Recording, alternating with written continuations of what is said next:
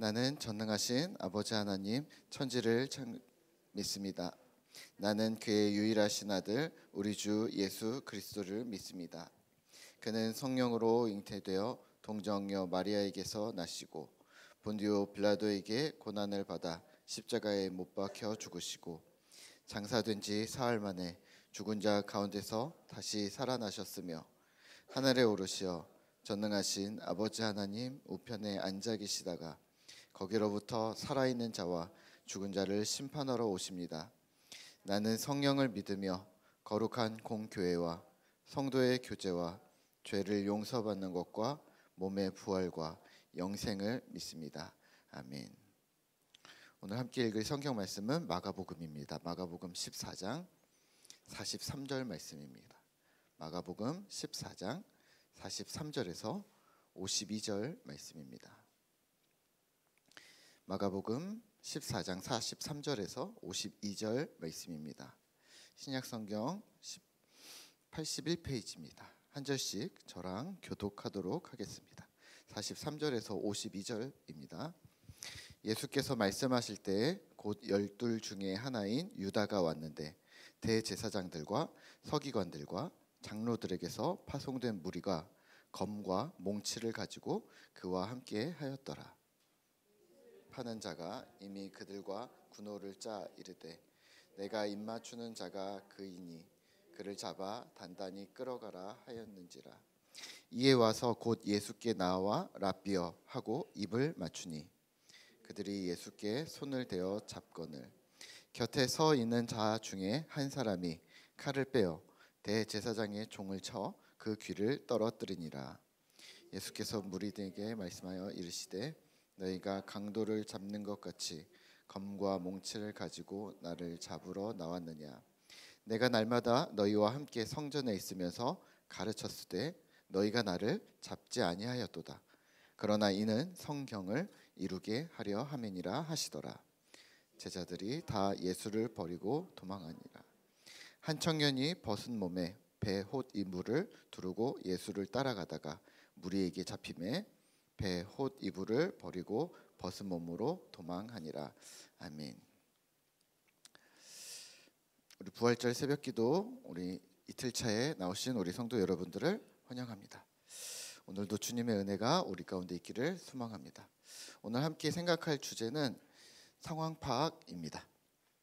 본문 마가복음 14장은 겟세마네 기도 이후에 사건이 아주 급박하게 진행이 되고 있습니다. 겟세마네 기도를 마치신 예수님은 이렇게 말씀하셨습니다. 일어나 함께 가자. 보라 나를 파는 자가 가까이 왔느니라. 그리고 가룟 유다와 무장한 무리들이 예수님을 찾아왔습니다.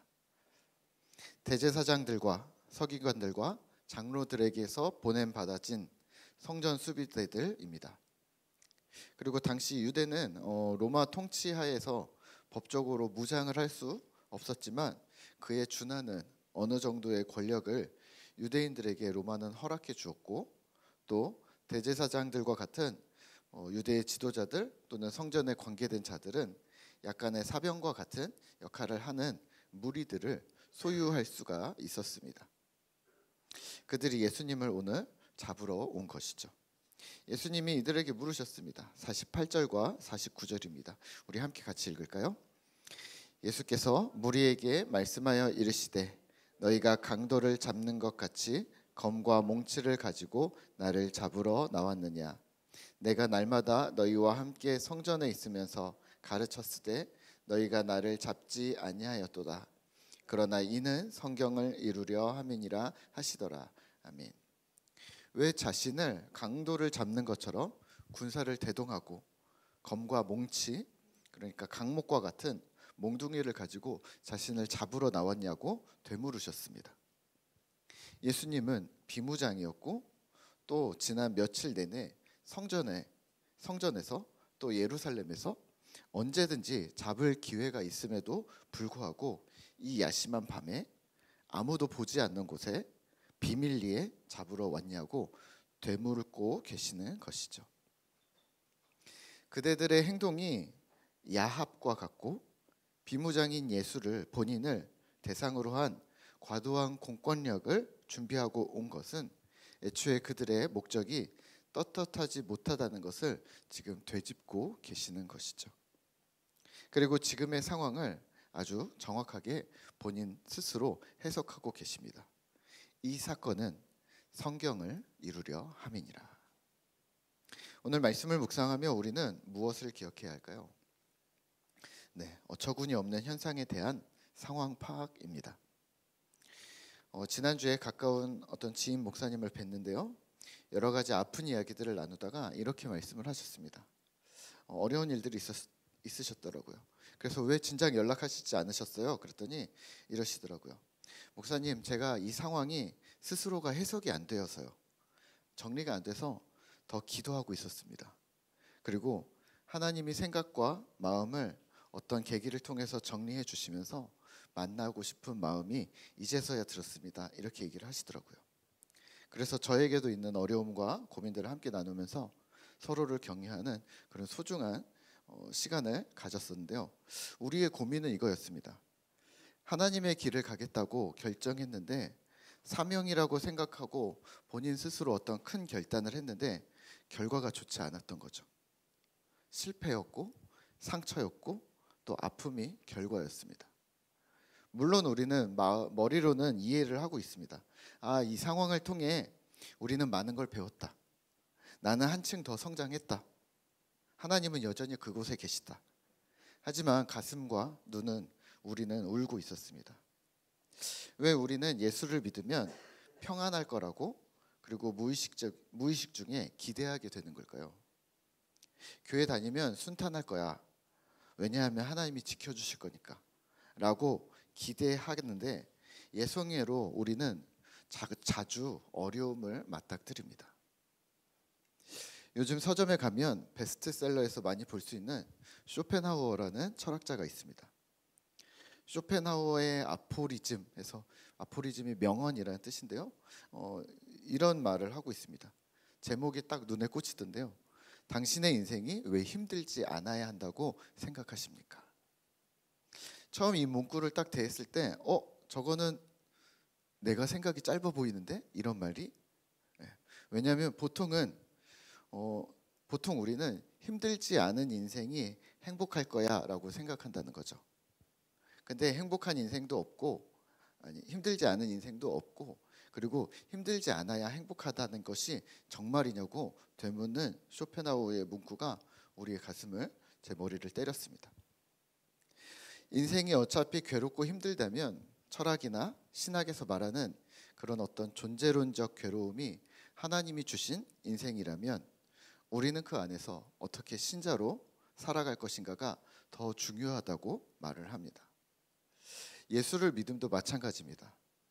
이렇게 세속 철학에서도 핑크빛 행복에 매몰된 인생이 오히려 행복하지 않을지도 모른다는 그런 의문을 제기하는데 신자된 우리는요. 성경을 가지고 있는 우리는 예수만 믿으면 교회 다니면 모든 것이 해결될 거라고 생각하는 그 구조 자체에 대해서 다시 한번 질문을 던져야 한다는 것이죠. 오늘 본문에서도 마찬가지입니다. 예수님의 인생은 행복하셨을까요? 오늘 보면 이렇게 힘드셨는데 이렇게 괴로우셨는데요. 이 땅에서의 결말인 십자가를 향해 지금 이렇게 가고 계신데 즐거우셨을까요? 물론 십자가 너머에 부활이라는 축복이 기다리고 있고 또 주실 여러 가지 은혜들이 있겠지만 여전히 십자가는 쉽지 않은 일이었습니다. 마치 우리 젊은 친구들이 군대 가는 것을 생각해 보면 어떨까요? 빨리 군대 갔다 와. 누구나 가는 거야. 갔다 오면 이제 제대하면 취직도 하고 학교도 졸업하고 결혼도 하고 행복한 인생을 이제 꾸릴 수가 있는 거야 라고 말을 아무리 한다고 해도 코앞에 입대하는 당사자 개인들에게는 지금 그 상황은 비극일 수 있습니다. 2019년인가요? 우리 아이들이 1학년, 2학년일 때 건희결이가 TV를 보다가 군대가 나왔습니다. 그때 한창 군 강철 부대나 이런 것들이 유행을 했는데요. 갑자기 둘이서 펑펑 우는 겁니다. 그래서 왜 그래? 그랬더니 아빠 군대 갔다 왔어? 그러는 거예요. 군대 갔다 왔지. 그랬더니 아빠 총 쐈어? 그러는 거예요. 총 쐈지. 그랬더니 우리는 어떻게 그러면서 펑펑 우는 거예요. 그래서 왜 우는데? 그랬더니 군대 가면 총 쏘잖아. 그럼 전쟁하잖아. 그럼 우리 죽는 거야? 그러는 거예요. 예. 눈앞에 코앞에 눈앞에 입대하는 당사자 개인들에게는 아주 비극일 수 있습니다. 지난주에 오셨던 우리 정두환 선교사님이 아들이 입대를 했대요. 한 달 전에.